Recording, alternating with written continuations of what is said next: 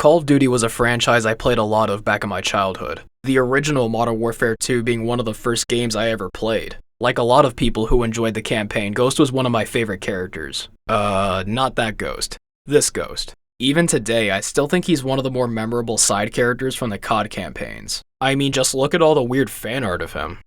Oh god. So you can imagine my surprise as a kid when I found out that he got his own comic series. With Black Ops 6 coming out soon, it felt like this would be worth talking about. And be sure to stay until the end for an announcement on what's coming next for the channel. Made by David Lapham and Kevin West, this is a pretty short series. The first issue begins at a school in Ukraine, where a man in a skull mask is being beaten for information by the Spetsnaz. Like any rational guy would do in this situation, he starts narrating his origin story to pass the time. Basically, the whole comic is a flashback, and the twist being that the story of Simon Riley is actually about him. Ghost is just doing a cool guy thing. It cuts to Simon's mission during the Day of the Dead in Mexico, and the SAS are ordered to take out Manuel Roba, the head of a drug cartel. And I love how this guy's nickname is literally the Fat.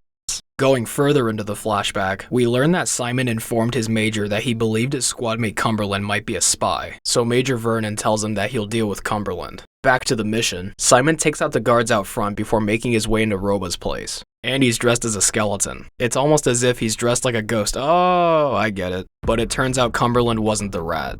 It was Major Vernon. He takes out Cumberland and Simon puts up a fight. Vernon tries to get away, but he and Simon are both taken in by Roba. I think the pacing could be better in certain parts and it jumps around the past a little too much, but aside from that, I have no complaints. Issue 2. We see Simon visiting his dad, who's in his English punk rock phase. Simon tells him that he'll be taking care of his mom, and they end up getting into a fight over it. I swear, his dad looks like the homeless version of the guy on the cover of Mad. This issue also switches between art styles, with the past and present looking different visually. Oh god, it's like Haunt all over again. He remembers visiting his mom after fighting his dad, and wanting to help his brother Tommy, who's an addict. Some thugs who know Tommy try to jump him, but Simon easily takes them down. All this is shown because Ghost is thinking about his past while he's imprisoned. It cuts back to the present as he's forced to fight Major Vernon. Simon refuses to take Vernon's life, so Roba has his men finish the job for him. The issue ends with Simon being put in a coffin 6 feet under with Vernon's body. Much more character driven than the first issue for sure. Issue 3. While he's in the coffin, Simon tears Vernon's body apart and digs his way out using his jawbone. Not gonna lie, this goes pretty hard. 4 months later, Simon goes to re-enlist, but he still has nightmares from his captivity. Simon's dad ends up with cancer and his mom says he should visit him. We learn that his dad also used face paint, and that his friends used to call him Bones. I smell a hint of foreshadowing here. Simon talks with his psychiatrist about why he doesn't want to see his dad, saying that he's a special kind of evil, even more so than Roba. He's celebrating Christmas with his family until one of the Americans he was captured with shows up at his door. So they grab a drink and talk about Simon re-enlisting. When mentioning the nightmares they both had, Sparks repeats something Roba once said to him, which Simon finds a bit odd. To the surprise of no one, Sparks leads Simon into a trap, but he's able to escape. He returns home to find his family executed. And that's where the issue ends. Issue 4.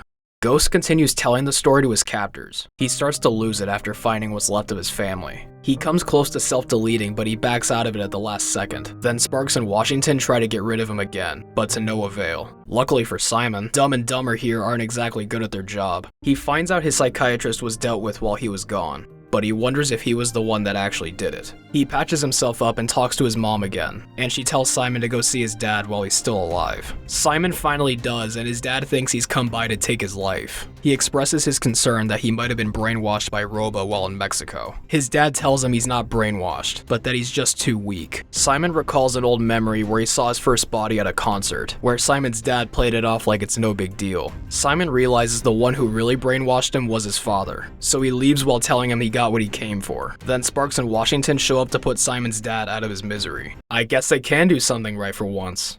Issue 5.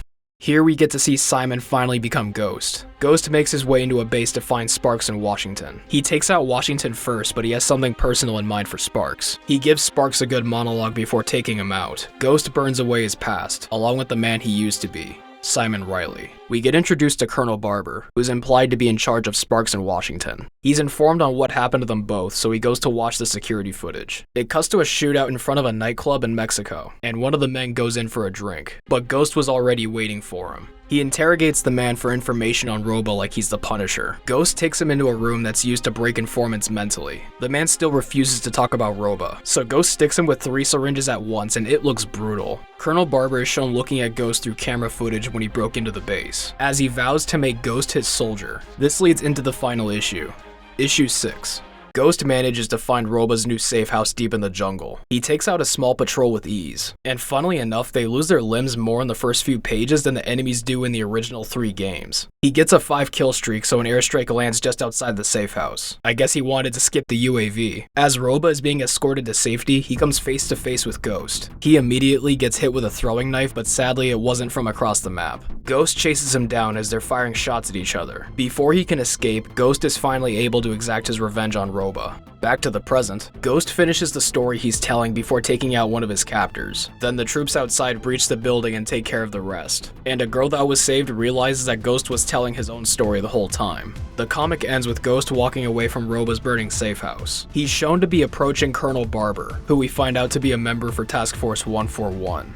Even though it's only 6 issues, I thought it was a decent read. I wouldn't say it's amazing, but it's definitely far from terrible. I was surprised at how edgy they made the backstory of Ghost. Not that I minded, just to be clear. Was some of it for shock value? Maybe a little bit. I do like how they linked his identity as Ghost with his personal trauma. From his time as a prisoner and his experiences with his dad, it added layers to someone who's just a side character in the game. There were times when the story jumped around the past and present a little too much, but I was able to follow it. Although I'm not really a fan of how this whole comic is basically a flashback. Ghost being a hostage at the start was just the writer's excuse for him to tell his story, which I felt was a bit unnecessary. He only becomes Ghost in the last 2 issues, which I understand why since they want to establish the man beneath the mask. It would have been nice to see that transformation sooner in the comic, but that's just a small criticism. I was also surprised by the artwork. The faces look realistic and the gore can be brutal when it wants to be. The action was done well too, even for a comic. It was interesting to see someone like Ghost be explored, and it makes me wish other characters got the same treatment. Imagine how sick it would be if characters like Captain Price, Frank Woods, Hudson, or even Shepard got their own comics. Speaking of Shepard, it felt like a missed opportunity to not have him cameo at the end, especially with what happens later in the game. That's one less loose end.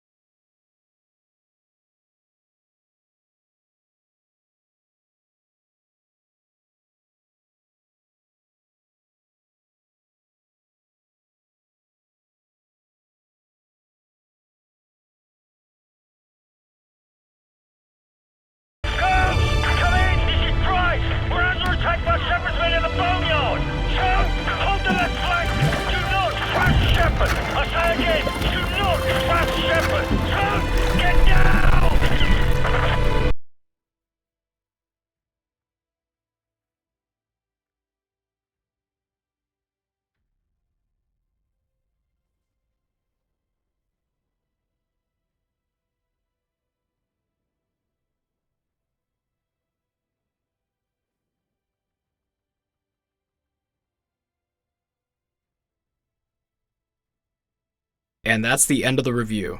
I hope you enjoyed watching today's video. Now for the announcement on what I'm making next. The next video is going to take some time to finish because it's going to be my first game review. I'll be covering the Silent Hill 2 remake and sharing my thoughts about it as a newcomer to the series. But I need to play through it before I can script and record anything for the review, so make sure you stay notified for when that video comes out since I'm excited to work on it.